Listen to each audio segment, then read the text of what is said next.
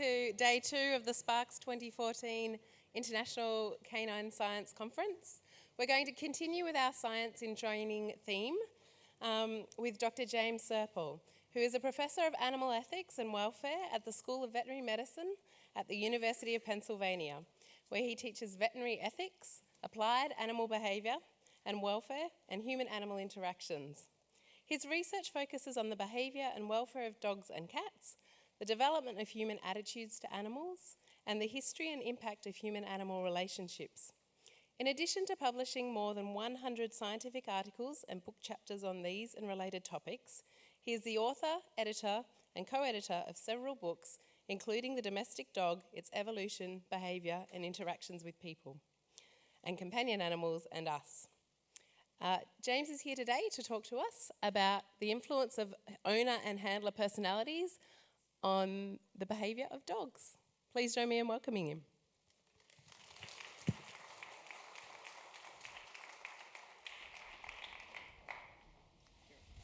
Thank you. Hello again, everyone.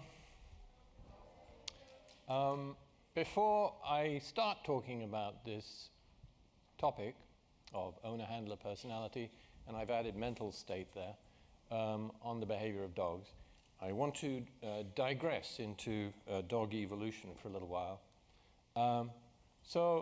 One of the popular hypotheses for how this sort of relationship between people and dogs took place is that we start off with a wild wolf. We have human communities producing refuse. The refuse attracts these wolves, which kind of develop into a population of commensal scavengers who become more tolerant of human presence, and humans become more tolerant of them, and that somehow then leads to the domestic dog. And I've never been wild about this theory for a number of reasons. And I prefer the idea that you have to establish social bonds between wolves and people somehow. And it's not easy to establish social bonds from this type of relationship. So my image of wolf domestication involves lots and lots of people doing this kind of thing. Lots and lots of early humans capturing young wolves and rearing them as what you might call pets. And that you need this kind of stage before you need this bond, if you like, you need this social bond before you can really develop the relationship. There's lots and lots of evidence that hunters and gatherers engage in what some anthropologists have called cross-species adoption. I just call it pet keeping. It's very common, and they keep all kinds of animals. Things like peccary, even tapir, big animals. And a peccary is actually quite a dangerous animal in the wild. It's a razorback, it can really hurt you if it wants to. And these relationships among hunter-gatherers have certain characteristics in common wherever you look. The pets are typically captured when they're young by hunters. Often the hunter will kill the mother and then take the baby. And then the baby gets adopted and cared for by women and children. These pets are quite well cared for. They're regarded with enormous affection, and they are mourned when they die prematurely. In some cultures, they're even given ceremonial burial in the same way that infants are given ceremonial burial, human infants. These pets are never knowingly killed or eaten by their owners. It's considered really bad to eat someone's pet. And larger, more destructive pet species are sometimes kind of encouraged to go back into the wild when they become adult and become too obstreperous, too difficult to handle. So there's a kind of a constant interaction going on here with people adopting young animals, rearing them, and then some of those animals going back into the wild. After a while, people forget that they were pets, and then they hunt them and kill them and eat them. So there's a sort of gradual process going on of domestication, as it were, through this constant social interaction. Now, if we hypothesize that this kind of thing was going on in the late Paleolithic, in other words, hunter-gatherers going out and capturing all kinds of young animals and keeping them as pets, and one of those animals was the wolf pups. This could provide that sort of critical intermediate stage, that missing link between the simple exploitation of wild animals and the creation of semi-domestic and then eventually domestic animals. Now we know this process of domestication of the wolf created an enormous and dramatic change in the appearance of dogs. And we also know that it created some equally dramatic changes in behavior. I know previously in this conference, people have talked about the Siberian foxes, and luckily nobody's dwelt on it, so I can show you this little film clip of the Siberian foxes, famous experiment conducted over many years in what was formerly the Soviet Union.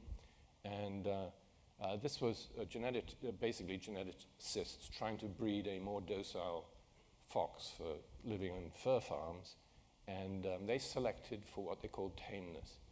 And it wasn't just, a short flight distance. It wasn't just tolerance of being close to humans. These foxes became pro-social in the sense they were attracted to humans socially. And you can see some examples in this short film clip, I hope, if it works. In Siberia, an experiment gone wrong has changed that view. Over 30 years ago, the Russian fur industry tried to breed silver foxes that were tame and easy to handle.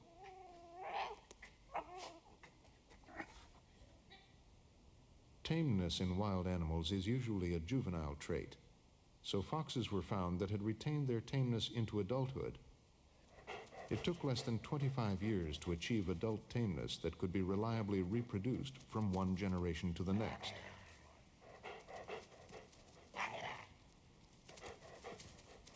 But in domesticating the silver fox, the fur industry got more than they bargained for. The domestic foxes inherited not only the juvenile's tameness, but often their physical characteristics. For instance, white markings began showing up on the foxes' heads and chests. Some developed permanently floppy ears, and tail lengths became unpredictable, some short, some long, some curled like a husky. Посмотрите, это очень интересное животное. В результате доместикации In the extreme, the foxes became remarkably un-fox-like. это животное имеет наполовину один глаз голубой, белые бока и очень интересный хвост. Форма хвоста интересная. This made them useless to the fur industry, but it did illustrate how quickly the wolf could have been tamed and then physically modified.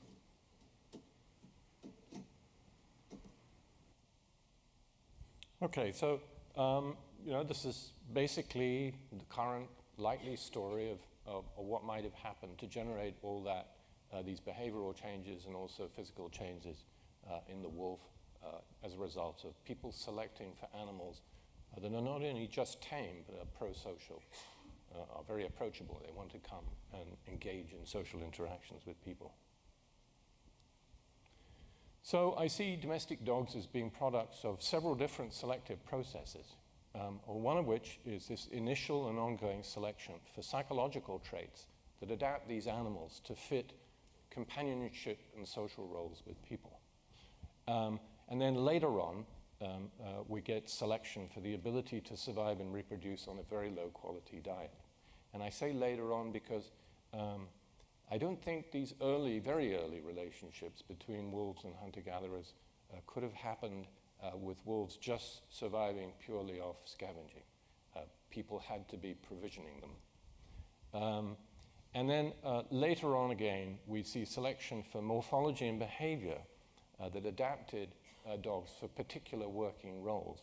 And I think an important fact I want to kind of propose here, or an idea I want to propose here, is that these three different lines of selection may often be in conflict in the modern situation. So, we heard about what a lousy pet the border collie makes, because it's been so intensely selected for this working ability. Most pet owners are not happy when their dogs scavenge. We don't want our dogs to scavenge, but it's very firmly rooted in their background. But we do want this stuff. So what I'm suggesting here is like this elaborate display of a male peacock is a product we know of sexual selection. And sexual selection is selection in favor of physical and behavioral traits that enhance this animal's ability to attract and compete for mates. We know that. There's been lots and lots of experiments that have demonstrated that this whole business has evolved for that purpose. And all I'm saying is that the dog, to varying degrees, is a product of what I might call social selection. You could also call it anthropomorphic selection, if you like, which is selection in favor of physical and behavioral traits that enhance this animal's ability to establish and maintain positive social relationships with humans and against traits that disrupt these relationships. This has been a very, very intense program of selection on this species because that's how it's adapted to the niche we provided it with.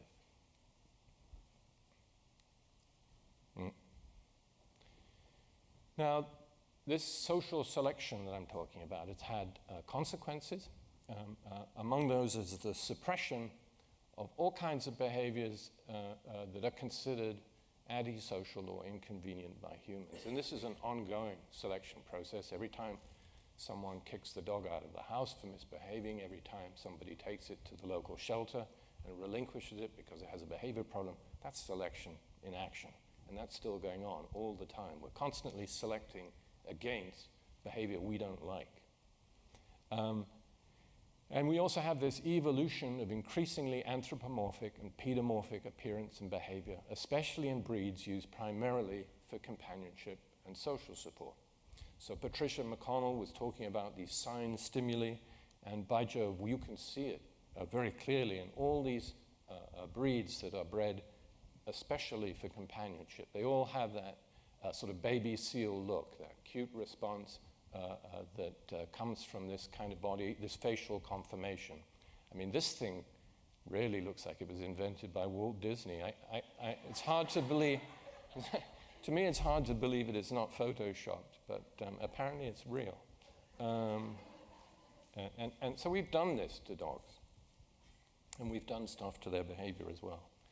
We can see that going back to that chart I showed yesterday in relation to attachment and attention seeking. All these small dog breeds that are bred especially for companionship show these very high levels of attachment and attention seeking for their owners. And we also see in dogs an increased sensitivity to human behavior and the hypertrophy or the exaggeration of social cognitive skills used in interactions with humans. So there are all these studies now going on looking at this kind of thing, this what people are calling social cognition in dogs. These are some quotes. Both these two are from Brian Hare. Domestic dogs are more skillful than chimpanzees and hand-reared wolves, excuse me, at using human social cues to find hidden food in the object choice test. That's an object choice test. Hand-reared wolf pups can be trained to use human social cues in the object choice test, but dog puppies develop this skill spontaneously at an early age, independent of their rearing experience.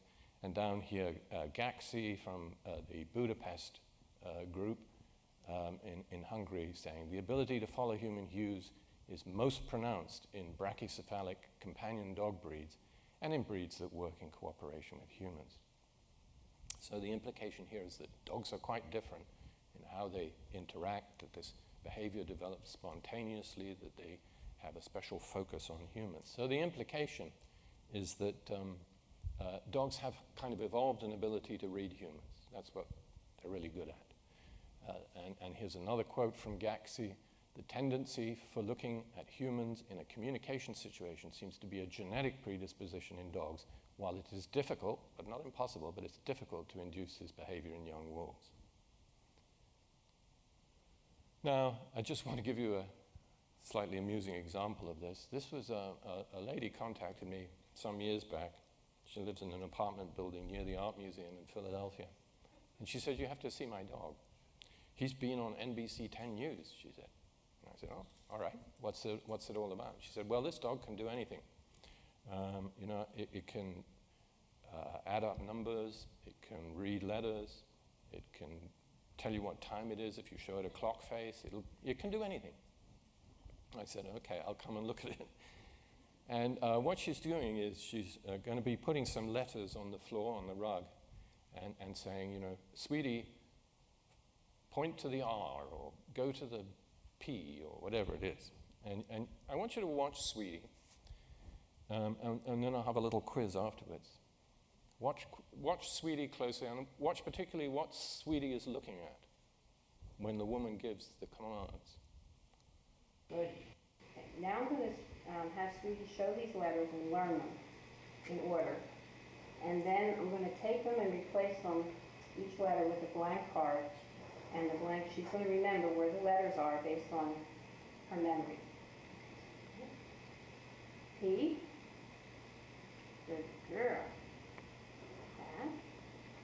Back. Q. Good girl. Back. O. Good girl. Back. Okay, how many of you noticed that Sweetie actually started moving before she says the letter? Anybody notice that? Every single time. And Sweetie's not looking at the letters. She's looking at the owner's face the whole time. And I think what's going on, we can't see the owner's eyes, but I think what's happening is that the owner unconsciously is glancing at the correct letter, just momentarily. And Sweetie's picking up on that and moving towards that letter before the owner even says, go to the P or go to the O. So I sat there for 40 minutes watching this kind of thing going on. And the woman said, well, what do you think? And I said, well, I think Sweetie's a clever Hans. I don't know, do all of you know who Clever Hans was? It was a famous horse, a counting horse at the turn of the century, the turn of the 20th century. This horse defeated all the greatest minds of Europe who couldn't understand how this horse could count. And it turned out in the end that the horse was responding to certain nonverbal signals that the trainer was giving that the trainer was not aware of himself.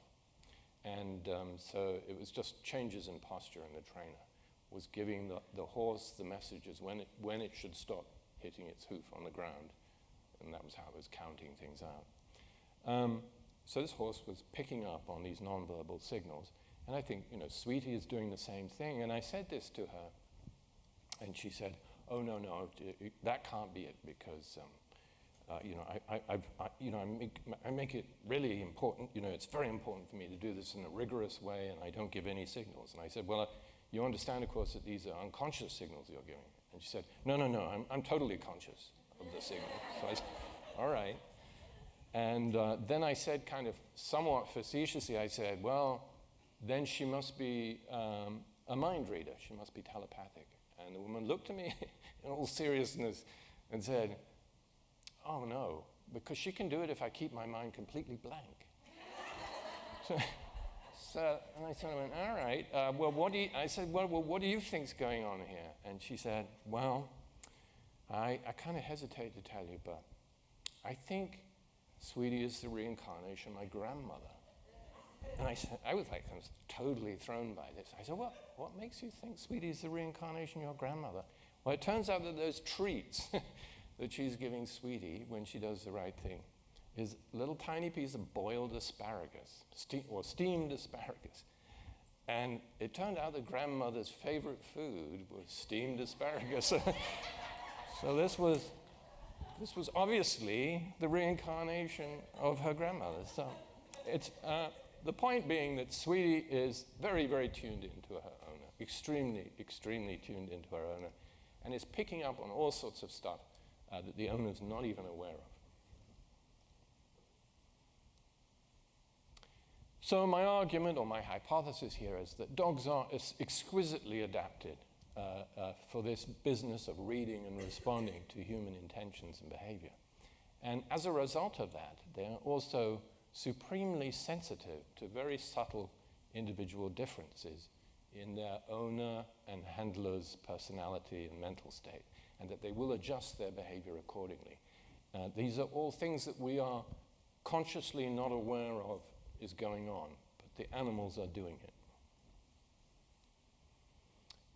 Just before I continue, this is a kind of one of the definitions of personality I'm using here. So it's a pattern of relatively permanent traits and characteristics that give both consistency and individuality to a person's behavior. So the emphasis here is on something that's not easily changed. It may change gradually over the lifetime, as Sam Gosling was talking about, but you tend to stay in the same ballpark over your lifetime, even if you go up and down a bit. So what sort of evidence do we have that owners' and handlers' personality or mental state can influence the behavior of their dogs? Well, there are various studies. This was a study by Anthony Podbashek back in 1997. And it related to some work we were doing there on these behavioral differences between different lines of Cocker Spaniels. So we asked the owners of these Cocker Spaniels to evaluate them on this questionnaire that asked them all kinds of questions about aggression, because that was the focus of the study. So aggression towards strangers, aggression towards people coming into the house, aggression towards other dogs, towards dogs in the household, when the owner gave attention to another person, and so on, all these different things. And we got a kind of a cumulative aggression score for that that would enable us to rank these Cocker Spaniels from the most aggressive to the least aggressive. And we took the upper 25th percentile of these aggressive Cockers and the lowest 25th percentile. And we had these sizes, 306 of the high aggression Cockers and 280 of the low aggression Cockers. And we also asked our owners to do a personality survey, well, for these two groups. And we used something called the Cattell 16 Personality Factor Questionnaire. I don't think I'd use this one again, but it was in widespread use at that time, so we used it. It has all these different types of personality traits that it supposedly measures. And what we found was that the owners of the aggressive Cockers tended to be more tense, frustrated, and overwrought. That was this one down here. Emotionally less stable. That's like the neuroticism scale and the other personality measures. More shy and timid, and more undisciplined and careless. So it looked as though the personality of the owner was having some kind of impact on the behavior of their dogs. At the time, we speculated that maybe somehow if you're anxious and tense and neurotic, you could somehow induce aggression in your dogs.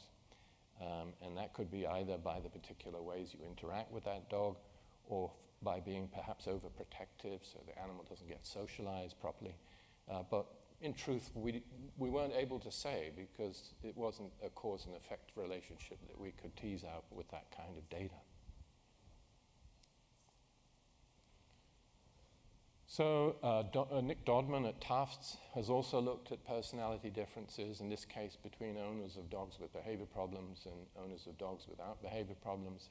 And again, he used something called the California Personality Inventory, and he found that people who were less confident and less independent-minded had had a higher prevalence of behavior problems in their dogs, including, a higher prevalence of what he called dominance-related aggression, fear aggression, and separation anxiety. But he doesn't propose a mechanism. He doesn't really say why this happens. He just points it out.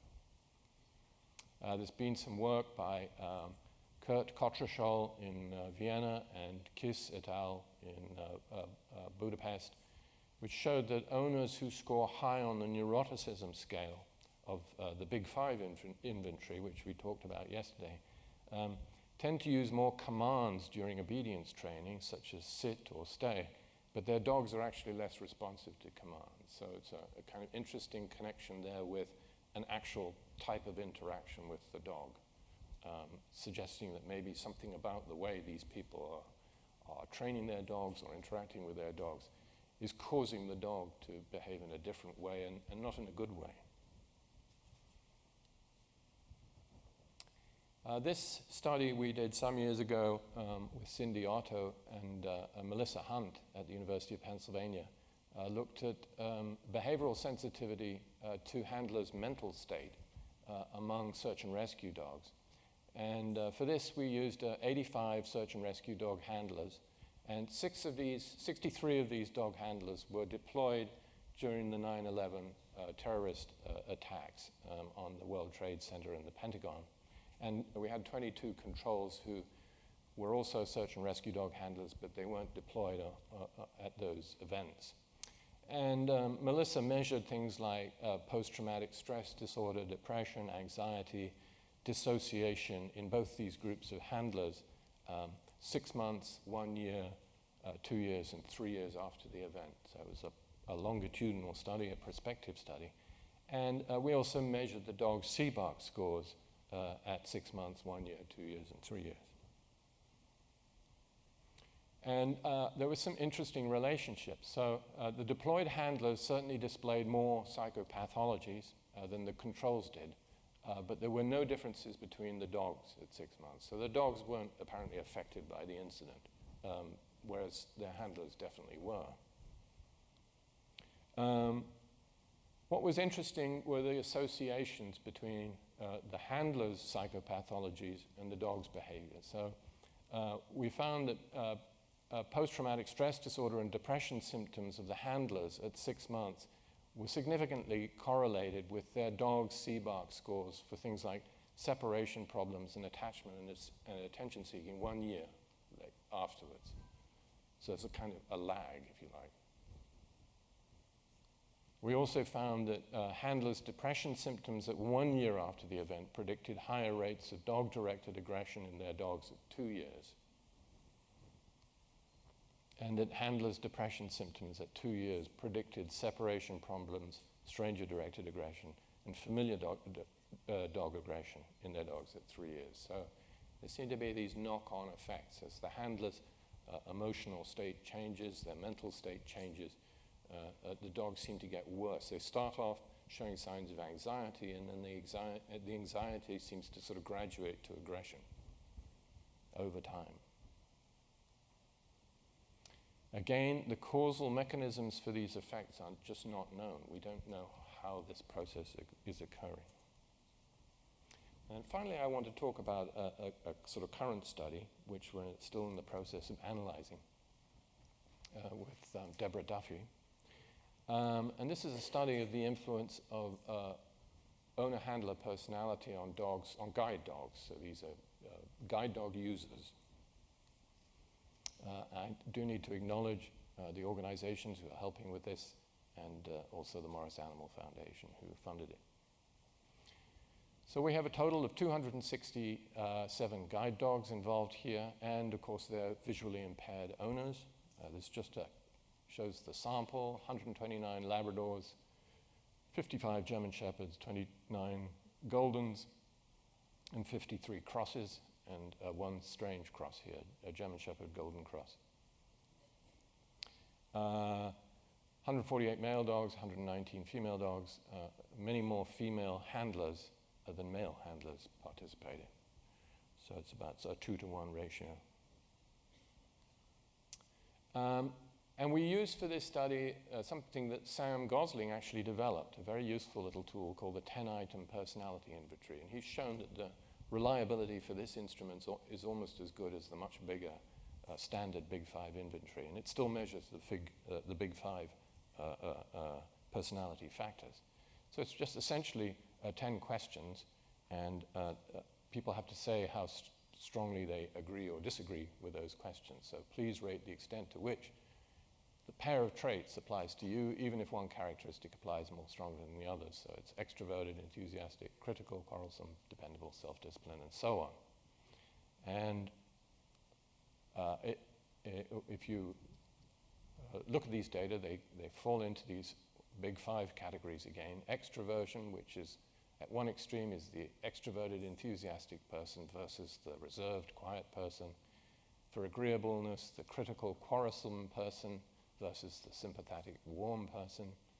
Conscientiousness, the dependable and disciplined person versus the disorganized and careless one, emotional stability, the anxious, easily upset person versus the calm and stable one, and this open to new experiences factor down here. We also asked them about how they interacted with their dogs. So we asked them how often they used, for example, verbal corrections with the dog or to correct inappropriate or incorrect behavior. We asked them about physical corrections, including but not limited to leash correction, and also how often they rewarded their dog for doing something desirable. And these were the choices. It could be never or hardly ever, less than once per week, less than once per day, but more than once per week, once or twice each day, or more than 3 times per day. And we also asked about dogs' responsiveness to corrections, or at least the handler's perception of the dog's responsiveness to corrections. And so they had these choices, very unresponsive up to very responsive, depending on how much correction and whether you needed physical correction to correct the behavior. We used the CBARC again. It was a modified CBARC because the CBARC contains quite a lot of items that require that the person be able to see what the dog is doing. So we had to take out those items because we're dealing with a visually impaired sample of people here. And we also added some items to do with things that are particularly troubling to guide dog users, things like scavenging behavior, distractibility, things like that, which are very serious if you're visually impaired. And we finished up with a 63-item questionnaire, but essentially it was the same kind of thing, 5-point rating scales, and we got the same 14 factors out of this. So let's look at some of the results, some of the relationships between handler personality and the dog behavior as measured by the CBARC, or this modified CBARC, I should say. So trainability was the strongest one. For things like conscientiousness, there's a very positive relationship there. Conscientious handlers tend to have more trainable dogs. Less conscientious, more disorganized handlers have less trainable dogs. Agreeableness is affected by affects non-social fear, it appears in the dogs. But that's in a positive way. In other words, the more agreeable you are, the less non-social fear your dog will show. But it goes, and the same is true here for conscientiousness. Interestingly, the dogs of conscientious handlers showing more stranger-directed fear, which is, can't explain that. And lots of other behavior problems are associated here with conscientiousness, or rather a lack of conscientiousness. So mostly these are negative relationships. And a lot of them are to do with distractibility and being unable to get the dog's attention. There were some associations with extroversion, particularly attachment and attention seeking was associated with being more extrovert. Energy level was associated with being more extrovert. And difficulty redirecting attention was less associated with extroversion. So extroverted people seem to have less difficulty getting their dog's attention. And finally, emotional stability and openness to experience. Fewer associations, but there are still some. A lot of these distraction things seem to be negatively associated with emotional stability, so the more stable you are emotionally, the less of this you will have. And openness to experience here seems to have a relationship with both higher energy and less scavenging, and also less distraction by odors and less compulsive self-grooming.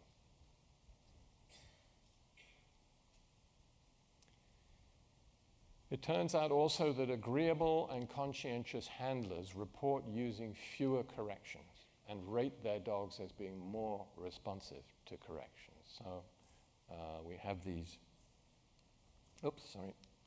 relationships. So verbal corrections, negatively associated with agreeableness and conscientiousness. So if you're conscientious or agreeable, you use fewer corrections. You also use fewer physical corrections, and you perceive your dog as being more responsive to correction. So you have a more positive view of your dog's behavior, if you like. And also handlers who are open to new experience use more rewards and rate their dogs as being more responsive.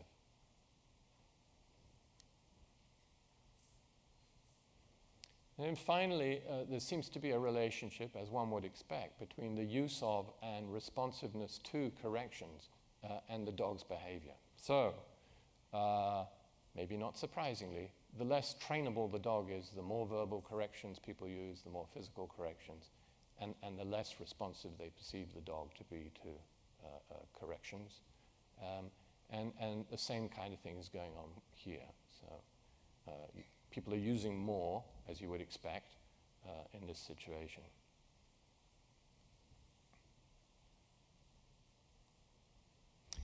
Now, there are problems kind of interpreting these findings. It's, again, these are correlations. They don't show cause and effect.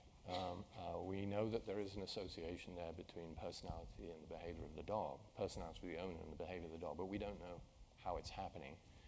This is one possible interpretation, that some personality factor, say a person who's rather critical and unsympathetic in terms of their personality, perceives the dog as being more difficult, less responsive, uses excessive correction or punishment in response to that perception, and that then induces or exacerbates behavior problems in the dog, perhaps because maybe those corrections aren't well timed or something like that. And the dog gets confused, develops a misunderstanding, as it were, with the handler, and that triggers all these difficult behaviors. But it could also be something like this, where there's some unknown aspect to living with a handler of a particular a personality type, say being disorganized or careless, that on its own just directly induces behavior problems in the dog. We do know that dogs like routines. Maybe if you have a disorganized kind of a life, that's upsetting the dog in some way and causing it to develop behavior problems. And that the use of the corrections and so forth is just a byproduct of that. It's because the dog's developed these that the handler is doing this. It's not the root to this. And sadly, I don't know which is correct, and there may be, there are probably other interpretations as well. So these findings offer some support for the hypothesis of a causal association between handler personality type and dog behavior, but the mechanism remains elusive. We can't exclude the possibility that personality type also influences how people respond to surveys. In other words, this could be a systematic response bias, and we'd need to conduct sort of direct behavioral observation of these dog owner dyads to determine if these reported differences in behavior are really real or just figments, as it were, of the owner's personality. But if the causal interpretation is correct, the findings do suggest that sort of more formal procedures for matching the dogs to the handlers based on personality factors might be warranted. At the moment, it's not really being done very much. And just some general conclusions. That some dogs are very sensitive to their owners' or handlers' personality and or mental states, and I'm arguing that this is a legacy of the dog's evolution. That different human personality types may be more or less suitable for living and working with dogs. We all know people who we think, that person should never own a dog. And we should be aware of these kinds of problems. Further studies are needed to clarify the causal relationships here between the handler, the owner characteristics, and the dog's development of behavior problems. And finally, sort of awareness of these links may eventually lead us, I think, to considering actual psychological assessments when we're talking about treating a dog with behavior problems, or when we're talking about assigning a a dog to a particular owner or a handler, either from a shelter or in a working dog situation. At the moment, we don't really take that kind of thing on board. In fact, some behavior counselors say you should never blame the owner. But we're not really talking about blaming the owner here. We're just talking about considering the owner as an important factor in that dog's environment that may be impacting the prevalence of these types of problems. I think that's it. Thank you very much.